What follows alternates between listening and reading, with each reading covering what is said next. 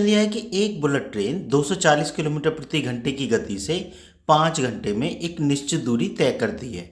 समान दूरी 2 घंटे में तय करने के लिए इसकी गति क्या होनी चाहिए। ठीक है, तो देखो क्वेश्चन तो आसान है, लेकिन अगर आया हुआ है एग्जाम में तो करना जरूरी है। ठीक है ना, तो थोड़ा ध्यान से देखें। देखो चाल बराबर क्या दिया है इसने, चाल बराबर दिया है आपको 240 किलोमीटर प्रति घंटा।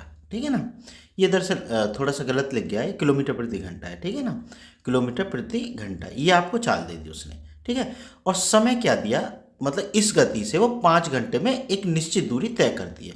तो भाई समय क्या है, समय जो दिया हुआ है उसको 5 घंटे दिया हुआ है। तो भाई कितनी दूरी चलेगी, घंटा गए ये। ठीक है, तो इतने घंटे दिया हुआ समय। तो देखो कितनी दूरी चली उसने, दूरी चली उसने 240 गुना 5 बराबर कितने हो गए, 24 पंजे 120। ठीक है, और ये इसका मतलब 1200 किलोमीटर वो चला। दूरी बराबर चाल गुना समय होता है, तो हमने इन दोनों की गुना कर दी। ठीक है, अब ये 1200 किलोमीटर चल लिया। अब वो ये कह रहा है कि भाई अगर उसको दूरी को 2 घंटे में तय करना होता तो फिर उसकी गति कितनी होनी चाहिए थी। भाई अब हमारे पास दूरी आ गई, अब हमें समय कितना दिया है उसने, समय दिया है कि भाई अब 2 घंटे में तय करो। ठीक है ना, तो चाल हमें कितनी रखनी होगी, तो चाल बराबर क्या आ जाएगी भाई, दूरी जितनी भी है टोटल, तो कितनी दूरी है 1200 किलोमीटर बटे जितने घंटे में तय करनी है वो दूरी, तो 2 घंटे में।